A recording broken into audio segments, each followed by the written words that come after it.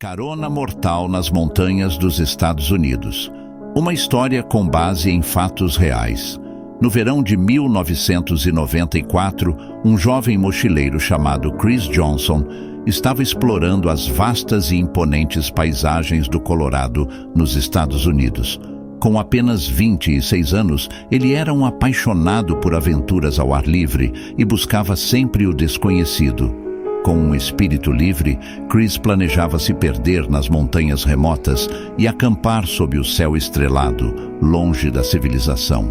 Mas o que ele não imaginava era que essa viagem se transformaria em um pesadelo que o Colorado jamais esqueceria. Chris viajava sozinho e, como muitos mochileiros da época, confiava na prática de pegar caronas para se deslocar entre as pequenas cidades. Para ele, era uma forma econômica de viajar e, ao mesmo tempo, conhecer novas pessoas e suas histórias. Mal sabia ele que essa decisão quase lhe custaria a vida. Na manhã de 15 de julho, Chris estava na pequena cidade de Durango, pronto para seguir em direção ao Parque Nacional de Rocky Mountain. Ele comprou algumas provisões, ajustou a mochila e caminhou até a rodovia principal, na esperança de que algum carro o levasse até a próxima cidade. Como de costume, ele não estava com pressa, queria apenas aproveitar a jornada. Após alguns minutos, uma caminhonete preta parou ao seu lado. O motorista era um homem de meia idade, usando um boné desgastado e óculos escuros que escondiam seu olhar. Ele sorriu e perguntou para onde Chris estava indo. Chris explicou seus planos e, sem hesitar, o homem se ofereceu para dar uma carona. Seu nome era David. Ele parecia simpático e prestativo, mas havia um ar sombrio por trás de sua fachada amigável. Chris, aliviado por não ter que esperar mais, aceitou. A princípio, a viagem foi tranquila. Os dois conversaram sobre suas vidas, experiências e lugares favoritos para explorar. David parecia compartilhar o amor pela natureza e contava histórias de suas próprias aventuras nas montanhas. Mas, com o passar do tempo, a atmosfera dentro do carro começou a mudar. David passou a fazer perguntas estranhas. Queria saber se alguém sabia para onde Chris estava indo, se ele tinha família esperando por ele, qual era seu tipo sanguíneo e se havia avisado a alguém que pegaria carona naquela estrada. Chris começou a se sentir desconfortável, mas tentou manter a calma e não demonstrar medo. Afinal, ele estava no meio do nada e ainda dependia de David para chegar ao seu destino. No fundo, no entanto, ele sabia que algo estava muito errado. Cerca de 1 hora depois, David mudou de rota. Ele afirmou conhecer um atalho que economizaria tempo e levaria Chris mais rápido ao seu destino. Sem conhecer a área e ainda confiando no motorista, Chris concordou, mesmo sentindo um calafrio percorrer sua espinha. À medida que se aprofundavam pelas estradas secundárias, ele notou que estavam entrando em uma região cada vez mais isolada das montanhas. Em certo momento, David parou o carro ao lado de um trecho íngreme da floresta. Ele desligou o motor e disse que precisava verificar um ruído no veículo. Chris não viu motivo para duvidar e esperou. Mas, enquanto David verificava o carro, uma sensação de pavor crescente começou a dominar Chris, como se algo terrível estivesse prestes a acontecer. David voltou para o carro, mas o sorriso amigável tinha desaparecido. Em seu lugar, havia um olhar gelado e assustador. Ele sacou uma faca e ordenou que Chris saísse do veículo. A voz, que antes parecia calorosa, agora era fria e ameaçadora. O que mais aterrorizou Chris foi ver que os olhos de David estavam completamente pretos, como se algo inumano o habitasse. Chris entendeu que estava em sérios apuros e que qualquer movimento errado poderia ser seu fim. Tentando manter a calma, Chris perguntou o que estava acontecendo. David apenas sorriu, um sorriso que transbordava maldade, e disse que eles iam jogar um jogo. Um jogo que, segundo ele, Chris não queria perder. Ele então jogou uma corda para Chris e ordenou que amarrasse suas próprias mãos. Nesse instante, Chris percebeu que o homem não pretendia apenas roubar seus pertences. Havia algo muito mais sombrio e perverso em suas intenções. Recusando-se a obedecer, Chris tentou argumentar, prometendo que não contaria nada a ninguém e que só queria sair dali em segurança. Mas David não parecia interessado em suas palavras. Ele parecia se divertir com o medo de Chris, saboreando cada gota de pavor que exalava dele. Quanto mais Chris resistia, mais David o provocava, como um predador que brinca com sua presa antes de devorá-la. Em um movimento rápido e desesperado, Chris viu uma chance de escapar. Ele empurrou David e correu floresta adentro, sabendo que aquela era sua única oportunidade de sobreviver.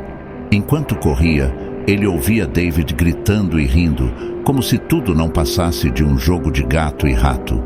A floresta densa dificultava a fuga, mas Chris sabia que não podia parar. Ele tropeçou e caiu várias vezes, mas se recusou a desistir. Seu coração batia tão forte que parecia prestes a explodir, abafando seus próprios pensamentos. Ele sentia uma presença, como um vulto escuro que pairava sobre ele, como se as sombras da floresta tivessem vida própria. Depois de correr por cerca de meia hora, ele encontrou uma pequena cabana abandonada e se escondeu lá dentro, esperando ter algum tempo para pensar em um plano. Enquanto se escondia, Chris ouviu passos do lado de fora. David se aproximava, chamando seu nome de forma ameaçadora e sádica. O silêncio das montanhas fazia ecoar cada som, cada galho quebrado, cada folha pisada. Chris percebeu que aquilo não era apenas um jogo para David. Era uma caçada. E ele era a presa. David continuou a busca por horas, mas eventualmente desistiu. Chris, exausto e desesperado, decidiu que precisava encontrar uma forma de sair dali antes que fosse tarde demais. Ele esperou até ter certeza de que David havia se afastado e, em seguida, correu na direção oposta, em busca do que esperava ser uma estrada principal. Finalmente, após uma noite inteira vagando pela floresta, ele avistou luzes de uma estrada ao longe. Era um grupo de caçadores locais que passava por ali em seus caminhões. Chris, ferido e desidratado, conseguiu chamar a atenção deles e pedir ajuda. Ele contou sua história e os caçadores o levaram imediatamente para a cidade mais próxima, onde ele pôde alertar a polícia. A polícia iniciou uma busca intensa por David, mas ele desapareceu sem deixar rastros. As investigações revelaram que ele era suspeito de vários desaparecimentos misteriosos ao longo daquela estrada, mas ninguém jamais conseguiu capturá-lo. Ele parecia saber como usar as montanhas a seu favor, como se fossem seu próprio terreno de caça. Chris sobreviveu para contar sua história, mas muitos outros não tiveram a mesma sorte. O caso ganhou notoriedade e serviu como um alerta sombrio para quem viajava sozinho pelas estradas do Colorado. E embora as autoridades tenham intensificado a vigilância, David nunca foi encontrado.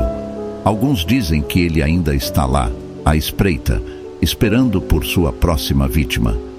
Depois do incidente, Chris tentou seguir em frente com sua vida.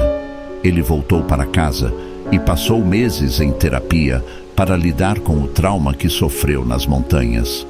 Mas ele nunca conseguiu esquecer o olhar frio e sanguinário de David, o som de sua voz sussurrando no meio da floresta, o bater de asas sinistras e a sensação de que a qualquer momento ele poderia ser encontrado novamente. Os jornais locais cobriram o caso extensivamente e diversas teorias surgiram sobre a identidade de David. Alguns acreditavam que ele era um eremita das montanhas, alguém que conhecia a região como a palma da mão e sabia como evitar as autoridades. Outros sugeriam que ele era um ser sobrenatural, um vampiro, que escolhia suas vítimas à noite e as fazia desaparecer antes que alguém pudesse suspeitar. Mas Apesar das pistas e investigações, David nunca foi capturado. Ao longo dos anos, surgiram novos relatos de encontros estranhos e caronas suspeitas naquela região do Colorado. Alguns afirmavam ter sido seguidos por uma caminhonete preta enquanto caminhavam por trilhas isoladas. Outros diziam ter visto um homem estranho, observando-os à distância, que sempre desaparecia quando tentavam se aproximar. Essas histórias só aumentaram a sensação de que o predador alado das montanhas ainda estava à espreita. Chris foi convidado a falar sobre sua experiência em documentários e programas de televisão, alertando outros mochileiros sobre os perigos de pegar carona com estranhos. Ele sempre fazia questão de dizer que sua fuga foi mais um golpe de sorte do que qualquer outra coisa. E mesmo depois de anos, ainda olhava para trás, temendo que David pudesse reaparecer a qualquer momento. Se você gostou desta história e quer ouvir mais relatos assustadores como este, não se esqueça de curtir o vídeo, se inscrever no canal e ativar as notificações. E claro, deixe nos comentários qual conto assustador você gostaria de ver no próximo vídeo. Até a próxima e cuidado com quem você pega carona.